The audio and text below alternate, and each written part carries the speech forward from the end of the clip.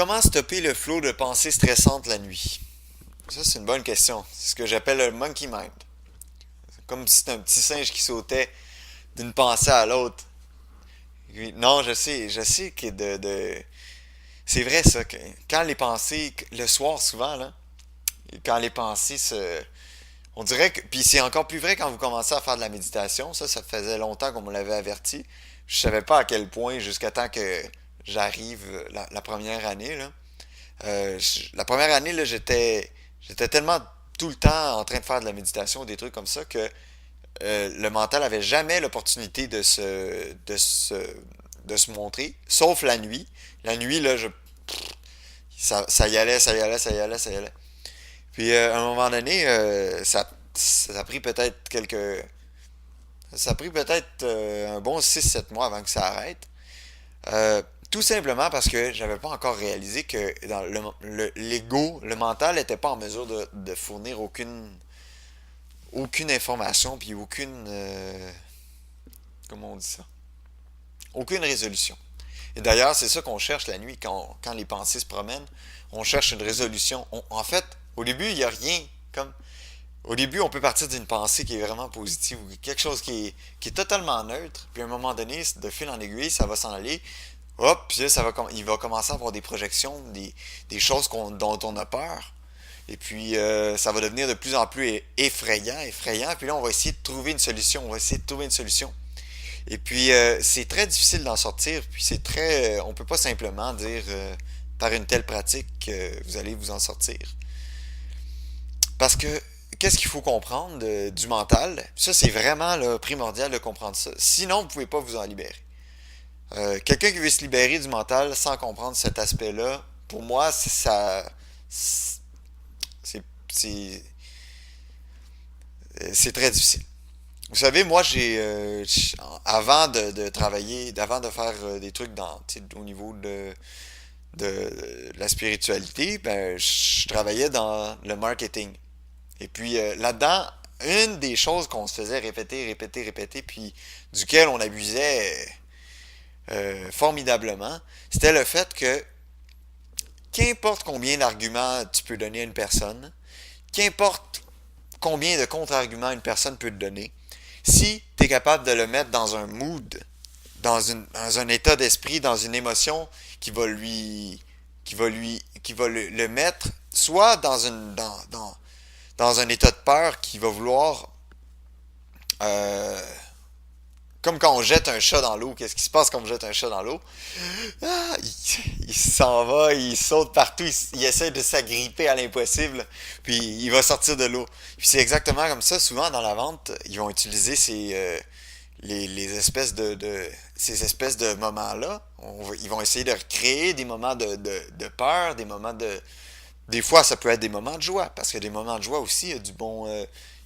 dans des bons moments de joie, là, où on se sent abondant, là, c'est là qu'on donne le plus, c'est là qu'on va le plus dépenser. Mais, ben, en fait, au niveau des émotions positives, mais c'est bien connu dans le monde du marketing que les émotions négatives, ça c'est bien malheureux pour moi, là, mais les émotions négatives font vendre plus que les émotions positives. Et donc, quand on a tous appris dans ce milieu-là que si on était capable de faire suffisamment peur à la personne, puis qu'on la stimulait à la projection, euh, quand même qu'on aurait tous les arguments pour ou contre, la personne va va quand même acheter quelque chose, va quand même acheter quelque chose si il y a une promesse de résoudre le problème. Ok, ça c'est ce qu'on appelait notamment dans le jargon là, la théorie du bleeding neck. Ok, le cou qui saigne.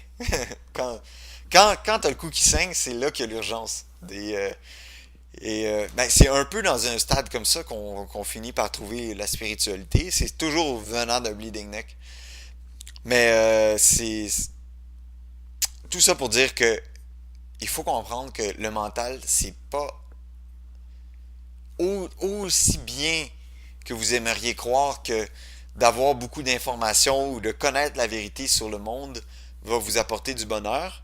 Si le mental est dans un état émotionnel de détresse, oublie ça. Il n'y a rien y a rien qui va tenir. Il n'y a rien qui va pouvoir vous réconforter dans ce que vous avez appris. C'est d'ailleurs dans ces conditions-là qu'on va, mettons, voir qu'on va essayer de trouver des conseils, qu'on va chercher de l'appui, des trucs comme ça. Parce que même si on est sûr une journée, il y a l'autre journée qui arrive, la détresse est là, et voilà, c'est fini. Pourquoi? Tout simplement parce qu'il n'y a aucune différence entre le rêve, ok, le rêve quand vous dormez la nuit, là, et il n'y a pas de différence entre le rêve quand vous dormez la nuit et le rêve quand vous êtes dans la vie de tous les jours. C'est-à-dire, dans le rêve, là, une des, euh, des particularités du rêve, c'est que, par exemple, d'un cauchemar, c'est que il n'y a pas de début, ni de fin. Ok, ça c'est vrai pour tous les rêves. Il n'y a pas de début, ni de fin. On n'a jamais le temps de voir la résolution dans la fin. Quand vous êtes dans le cauchemar, là, l'histoire est tellement vraie.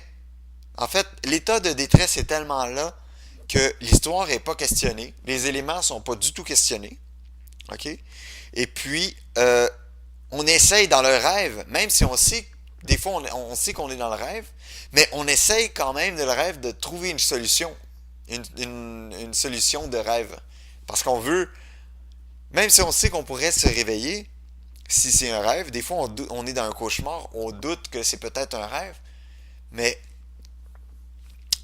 le fait que on est tellement convaincu de cet état d'esprit-là que automatiquement on cherche une réponse dans le rêve. C'est-à-dire, on va chercher à trouver quelque chose qui fait un sens avec l'histoire du rêve, qui va nous aider à résoudre le problème du rêve. Puis pendant tout ce temps-là, des fois, on a l'impression que ça dure des heures et des heures, cette séquence-là. On a l'impression que on est convaincu pendant ce temps-là qu'on peut trouver réponse au cauchemar.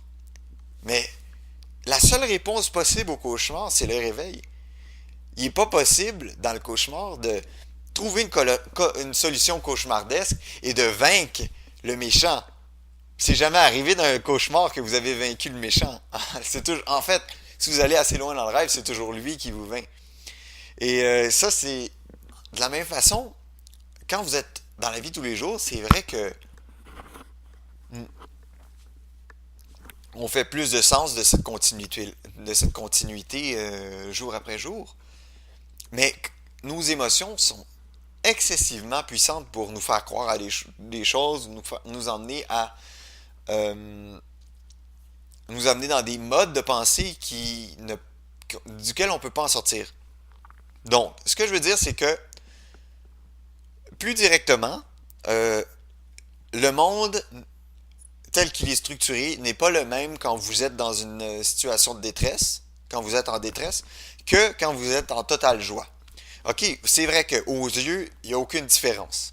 Mais dans la manière de votre pensée, vous allez voir, il y a une grosse différence.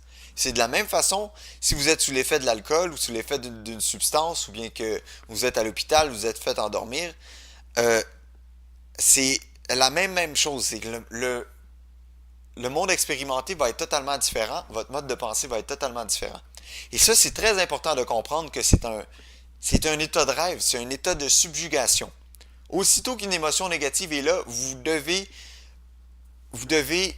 prendre l'habitude à chaque fois de... Ben, dans le fond, c'est pour ça qu'on fait dans la méditation, on essaie de prendre recul de qu'est-ce qu'on perçoit. Parce que sinon, on croit automatiquement, c'est tellement puissant une émotion, là, que si si on sent de la détresse ou de la peur ou quelque chose, automatiquement, on va croire tout ce qui est projeté. Puis on va essayer de trouver une solution à travers tout ce qui est projeté. On va essayer de fouiller dans notre esprit pour trouver une solution, mais parce qu'on est en mode de peur puis dans le mode de détresse, on peut pas trouver de solution. Vous comprenez? Il faut s'arrêter dans ce moment-là. Il faut vraiment se faire, on pourrait dire, violence un peu, et s'arrêter malgré l'envie, malgré la compulsion à aller chercher la réponse dans un état d'esprit de détresse. Euh, Comprendre que que c'est comme un état de rêve, c'est identique. Comprendre que c'est le rêve. Puis vous arrêtez directement là, même si l'émotion s'en va pas tout de suite. Arrê- Donnez aucune crédibilité à la projection. Doutez comme vous, doutez au maximum de tout ce que vous pouvez projeter dans un état de émotif que vous considérez négatif. Là. Euh, vous allez voir un jour, vous n'allez plus donner de crédibilité à ça. De la même façon, quand à un moment donné, vous allez plus non plus donner la même crédibilité à ce que vous comprenez quand vous êtes en joie totale ou quand vous avez reçu une bonne nouvelle ou quelque chose comme ça. Parce que ça aussi, c'est influencé par les émotions. Et donc, ça veut pas dire que c'est totalement faux, mais c'est toujours un peu tordu. C'est pas la réalité. C'est toujours un peu tordu.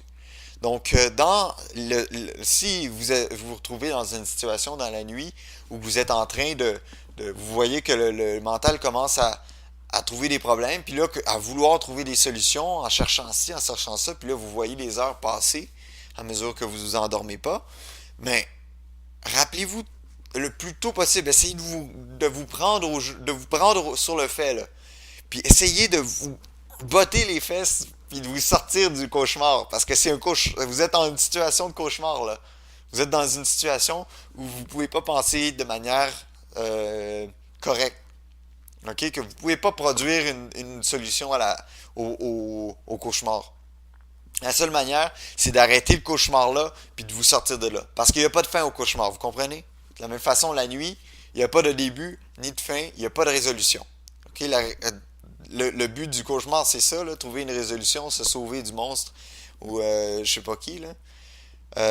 Mais ça n'existe pas une résolution dans ce mode d'esprit-là. Il faut changer de dimension.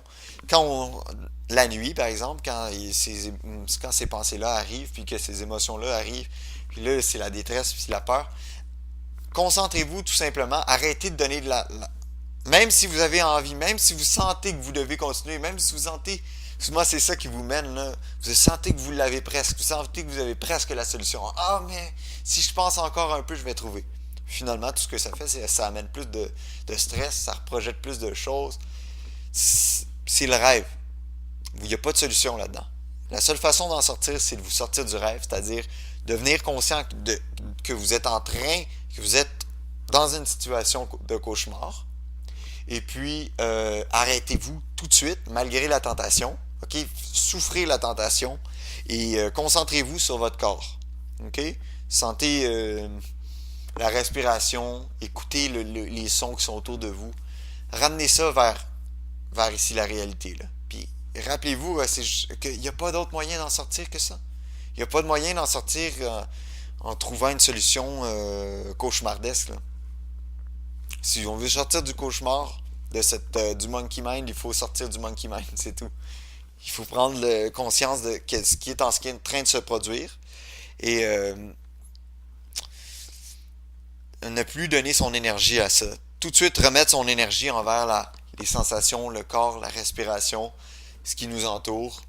Comme ça, vous allez en sortir. Mais il n'y a pas d'autre moyen d'en sortir. C'est sûr que ça va vous prendre plusieurs fois à faire ça pour comprendre, pour obtenir pourrait dire quasiment l'automatisme de le faire, là. Mais c'est un mal nécessaire, mais ça prendra pas très longtemps avant que vous réussissiez à le faire. Ça prend juste une ou deux fois. Donc voilà, je vous invite à en faire l'expérience pour ceux dont le monkey mind est très actif. Puis on s'en donne une nouvelle très vite.